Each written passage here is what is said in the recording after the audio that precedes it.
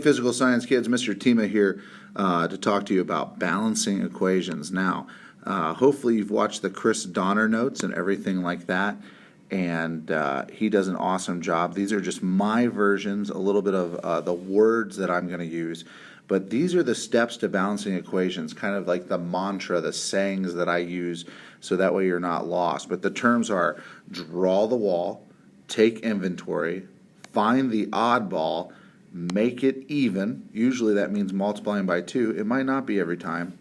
That's going to start a chain reaction, and then we're going to balance and take the final inventory.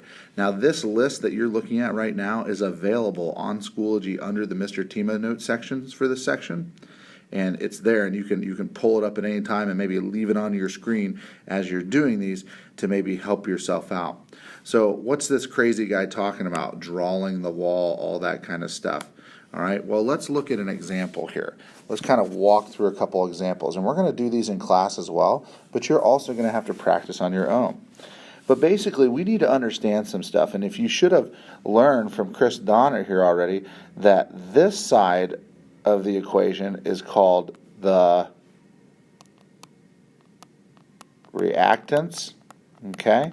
And this side over here is called the products. All right, and the law of conservation of energy, mass, and everything says that they must be equal. Cannot be created or destroyed, so they must be equal. Okay? Sometimes you're going to see this as an arrow, and that's fine as well. It tells you which direction the process is going, kind of like an assembly line, and this assembly line's moving to the right. Okay? But the way I like to think of it, it's a little bit like math, so I kind of like to think of them as in parentheses. Okay, so that if you do this. Real quick math check for you real fast. If I had x and y, how many x's do I have and how many y's do I have? 1 and 1. But if I have a superscript or something out here like a 2, now it's 2 times these. So now I have 2 x's and 2 y's. These are things we had to talk about when we were talking about counting the atoms, so we got to make sure we understand there. So the first thing we do, the first step, if you look back at that list, says draw the wall.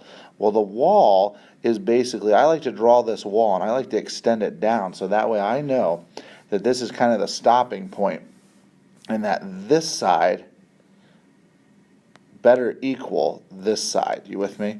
Okay? So now, all I'm going to do now, the next step says, is I'm going to take inventory. So I'm going to look up here and I'm going to say hydrogen. How many hydrogens do I have? Well, I have 2 hydrogens. How many oxygens do I have here? Well, I have 2 oxygens. How many hydrogens do I have over here? Or excuse me, how many hydrogens? 2. And how many oxygens? Well, I only have 1. Okay, that's the first thing I have to do, and I have to look then. I have to say, okay, this has 2, this has 2, so we're good there. Well, this one has 2, and this one only has 1. So we got a problem now. We are not balanced. Okay? So what we're going to do now is, if you look back at the list, it says find the oddball. Well, a lot of times when we talk about the oddball, we're literally talking about which one of these is an odd number. Okay? Well, this is a 2. That's not odd. That's not odd. That's not odd. Well, this guy right here is odd. Okay, it literally is an odd number. Okay, it's literally an odd number. So the easiest way mathematically to make an odd number even is to multiply it by 2. Now I can't just multiply an oxygen by 2 because I'm going to have to affect this entire water molecule. So I'm going to multiply the entire thing by 2. So I'm fixing the oddball, as I said. Well, now that starts a chain reaction, because this 2 not only goes to the oxygen, but it's also going to the hydrogen. So now I have to start the chain reaction, which means this 2 for this hydrogen becomes 4, and this oxygen now becomes a 2. So now we've started a chain reaction. Now we got to go balance the other side. Well, let's look again. I have 2 oxygen. I have 2 oxygen. I'm good. But I have 4 hydrogen, and I only have 2 hydrogen. So how do we make this a 4? Well, easy. We just put a 2 there. So now this becomes a 4, and This one didn't do anything over here because there's nothing there. So now we take our final inventory again. We go, okay, there are 4 hydrogen, there are 4 hydrogen. There are 2 oxygen, there are 2 oxygen. I know I'm right. The only other thing we do is we tend to put a number 1 here as a placeholder, just so we know that we're done balancing. Now, when we write out that equation, that final equation, we would write literally 2H2 plus O2 yields or equals, or whatever you want to put, 2H2O. We wouldn't write the 1 in front of the O2, but we like to put it there as a placeholder so we know that we do that. Okay, let's try a couple more down here. Let's try another couple over here. Okay? So we look at this first one. What's the first step? Draw the wall. And hopefully you can do this on a piece of paper as I'm doing this, so maybe that will help you figure these out, and that can help you kind of figure these out as you're going. So the first step was draw the wall. The next one is always to take inventory. So nitrogen, 2, hydrogen, 2. And if you're not sure how I'm getting these numbers, you need to make sure you come up and ask, because this is kind of the basics that we talked about counting the atom. So hopefully you're able to do that. Now, the next one is find the odd ball. There should be one on here that's screaming at you to say, I'm the odd one. I'm the one that doesn't look even like the others. And some of you are saying, well, that's this hydrogen right here. And you'd be exactly right. Okay? So, now we're going to make it even. So how do we make an odd number even? The easiest way is to multiply it by 2. And it might not be 2. Sometimes it's not. Remember, these are just general rules to help you out. But remember, that times 2 goes to the whole thing. So now we've started the chain reaction. Okay? So we're going to change this nitrogen to 2. We're going to change this hydrogen to 6. Okay? And it's kind of like these don't even exist anymore. We don't ever look back at those. Now we got to go fix or start the chain reaction. We got to look over here and see if we need to change anything. Well, let's look really quick. We now have 2 nitrogens. We have 2 nitrogens. Okay, that's good right now. But we have 6 hydrogens and only 2 hydrogens. So we have to make this 2 hydrogens now equal to 6 hydrogens. So how do we do that? What times 2 gets me 6? And the answer is 3. So this turns to a 6. Again, we look, 2, 2, 6, 6. Final inventory. We're good to go. We're going to put a 1 in there for our placeholder. All right, let's try to do the next one. I'm just going to erase some of this to kind of clean it up so that it's not in our way. Okay? But if we look at the bottom one here, we should be thinking to ourselves, and I'm at the aluminum plus hydrochloric acid equals aluminum chloride, trichloride, and hydrogen gas. So if we look at that real quick, what's the first step? Well,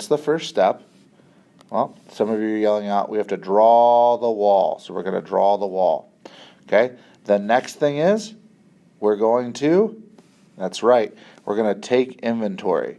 So we're going to go Al-1, because there's 1 aluminum, there's 1 hydrogen, 1 chlorine. Remember, this is chlorine, that's 1 element. Okay, aluminum 1, chlorine 3, and H has 2 over here. Okay, I'm actually going to erase that because I just caught myself writing on here that I'm going to run out of room if I do that. So I'm going to write it over here, H-2. Now, find the oddball. Well, some of you are yelling, I see it, it's really easy, it looks really odd, it looks like this odd number out there, and you'd be right. We're going to look at that number 3, right?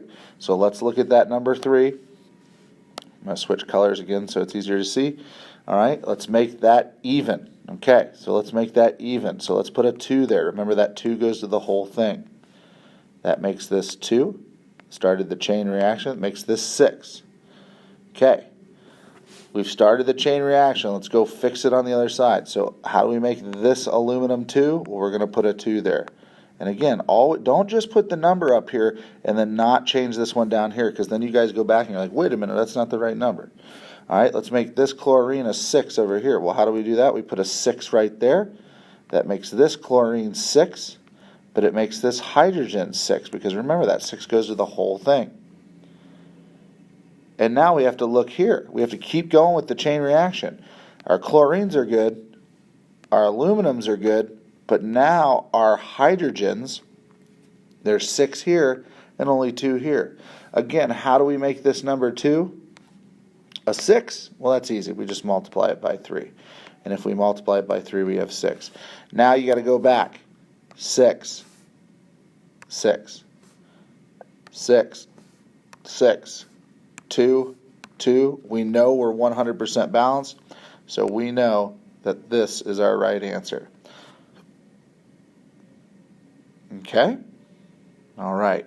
So take a second, look at this bottom one. Look at this bottom one down here. All right? And let's try to do that together. Let's try to do this bottom one together. I'm going to try to erase a little bit as I'm talking here, so that way we can clean it up a little bit. If we look down there, see if you can do the first part of it together. How are we going to do this first part? I know it says a little harder, but that's okay. Think of it as a challenge. All right? All right, let's try this first part. The first step, again, draw the wall. Draw the wall. Take inventory. Okay, take inventory. C, carbon, 5. H, dash, 2. Oxygen, dash, 2. Carbon, dash, 1. Oxygen, dash, 2. Hydrogen, dash, 2. Oxygen, dash, 1. Okay. Which one is the oddball? Find the oddball. Well, some of you are saying, Mr. Tima, look at this 5 over here. You'd be 100% right. You'd be 100% right. That's a good one. And there's actually 2 ways to do this problem. But again, if we follow those rules, we're going to put a 2 in. If we put a 2 in, I'm going to change colors. I apologize again. That becomes a 10. And this guy becomes a 4. No problem. Okay, now we've got a chain reaction going on here. We got to go fix these. So I got to make this carbon 10 and this carbon 10. So the only way to do that is to put a 10 in here. Okay, so this becomes 10.